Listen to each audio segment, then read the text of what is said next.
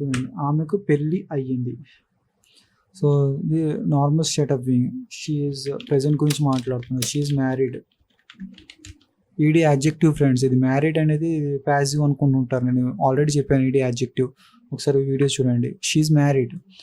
ఆమె ఏంటిది, ఒక పెళ్ళైన స్థితిలో ఉందంటే ఆమెకు పెళ్ళయింది. She is married. ఆమెకు పెళ్ళి 10 సంవత్సరాలు అయ్యింది అంటే ఇదేంటి, టైం ఇండికేట్ చేస్తుంది. స్టేట్ ఆఫ్ బీయింగ్లోనే time. She has been married 10 సంవత్సరాలు అయ్యింది. ఇది పీరియడ్ ఆఫ్ టైం చూపిస్తుంది. For 10 years. ఆమెకు పెళ్ళి అయ్యి ఉండవచ్చు. ఇదేంటి, మోడల్ గెస్సింగ్ చేస్తున్నారు. అయ్యి ఉండవచ్చు. సో ఆమెకు పెళ్ళి అయ్యి ఉండవచ్చు. ఇప్పుడేంటిది, అయ్యి ఉండవచ్చు. She might have been married. She might have been married అంతే. ఇక్కడ ఏం టైం చూపించదు. She might have been married. ఆమెకు పెళ్ళి అయ్యి ఉండవచ్చు. ఆమెకు పెళ్ళి 10 సంవత్సరాల క్రితం అయ్యి ఉండవచ్చు. She might have been married 10 years ago.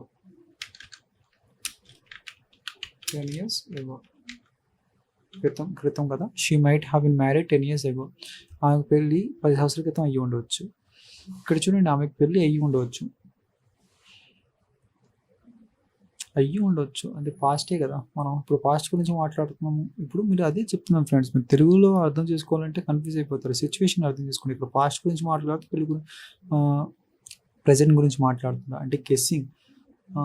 She might be ఆమె పెళ్ళి అయ్యి ఉండవచ్చు అంటే పాస్టే వచ్చింది. She might have been married. ఆమె పెళ్ళి అయ్యి ఉండవచ్చు అని వచ్చింది. సో ఇది చాలా కష్టం. This is difficult.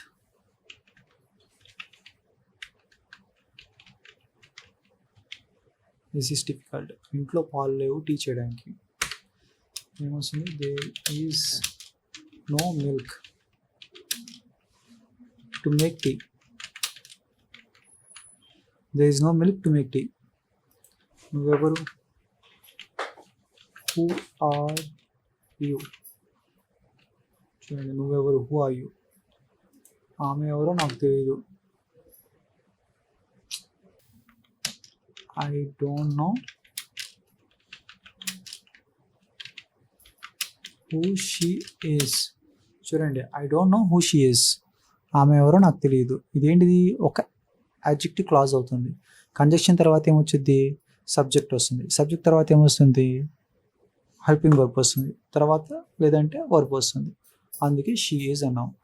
అదే ఇక్కడ క్వశ్చన్ మార్క్ వచ్చినప్పుడు ఏం చేస్తాం మనం, హూ ఇస్ షీ, ఆమె ఎవరు అని చెప్తాం. Who is she. ఇప్పుడు చూడండి, who are you.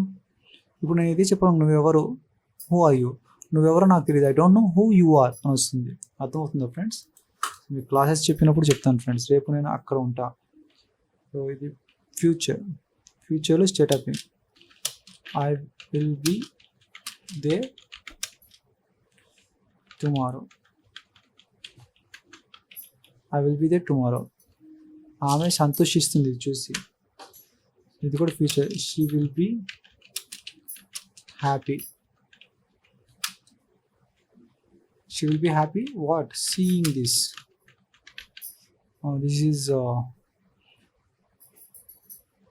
This is called present participle. So I will tell you later.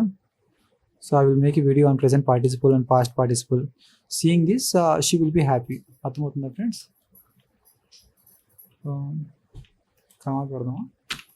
Seeing this, she will be happy. లేకపోతే ఇలానే చెప్పాడు, seeing this she will be happy. So ఇది విని అతను చింతిస్తాడు. సో hearing this, అతను చింతిస్తాడు. he will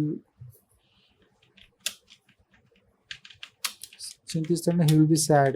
తను sad అవుతాడు, అంతే కదా. he will be sad. అతను అలసిపోయి ఉన్నాడు. ఇదేంటి, ఈడీ యాడ్జెక్టివ్, అలసిపోయి ఉన్నాడు. So he is tired. V3 కనపడుతుంది కదా యాడ్జెక్టివ్. ఇప్పుడు పాస్ట్, ఓకే, పాస్ట్ అతను అలసిపోయి ఉన్నాడు. ఇప్పుడు పాస్ట్. సో చెప్తున్నారు అతను అలసిపోయి ఉన్నాడు, ఇక్కడ అలసిపోయి ఉన్నాడు, అదే మీనింగ్ వస్తుంది తెలుగులో మనం చెప్తున్నప్పుడు. కానీ మనకి ఏంటంటే సిచ్యువేషన్ అర్థం చేసుకోవాలి. అతను పాస్ట్లో అలసిపోయి ఉన్నాడు, ప్రజెంట్లో అలసిపోయి ఉన్నాడు, హీ స్టైడ్ అని చెప్తాం. పాస్ట్లో అలసిపోయి ఉంటే హీ వాజ్ టైర్డ్. సో నువ్వు ఎక్కడ ఉన్నావు నిన్న, నువ్వు where were you yesterday.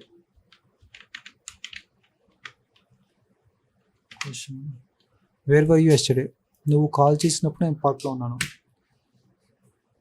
I was in the park when you called me. And you called me. So I was in the park when you called me. నువ్వు ఇప్పుడు ఒంటరిగా ఉన్నావా?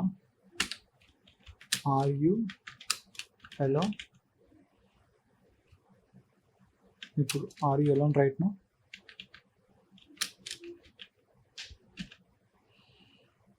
నీ డ్రెస్ మంచం మీద ఉంది. Your dress is on the couch. మంచాన్ని couch అంటారు కదా. Your dress is on the couch. నాకు తెలియదు నువ్వు అక్కడ ఉన్నావా లేవా అని. I don't know weather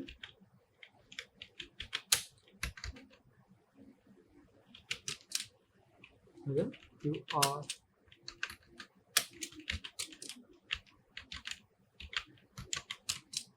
there or not.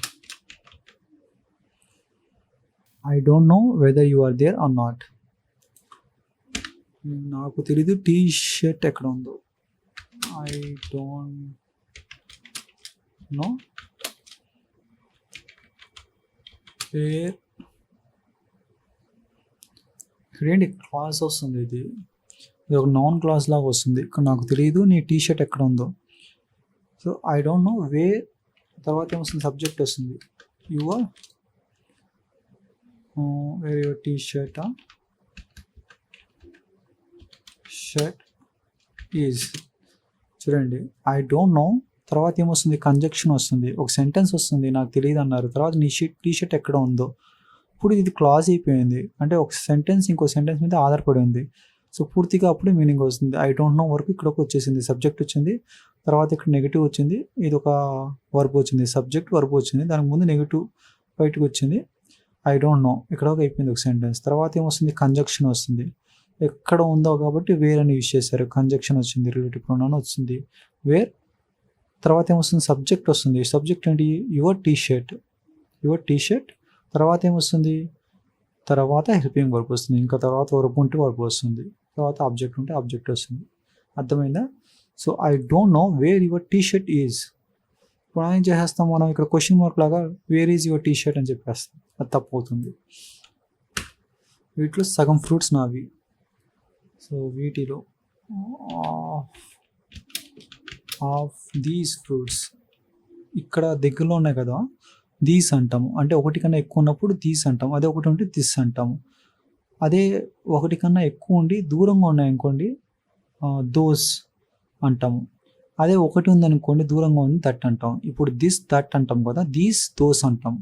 అర్థమవుతుందా ఫ్రెండ్స్? ఆఫ్ ఆఫ్ దీస్ అంటే వీటిలో, అదే వాటిలో అంటే ఆఫ్ ఆఫ్ దోస్ వస్తుంది. ఆఫ్ ఆఫ్ దీస్ ఫ్రూట్స్ సగం అన్నారు కదా, ఆఫ్ ఆఫ్ దీస్ ఫ్రూట్స్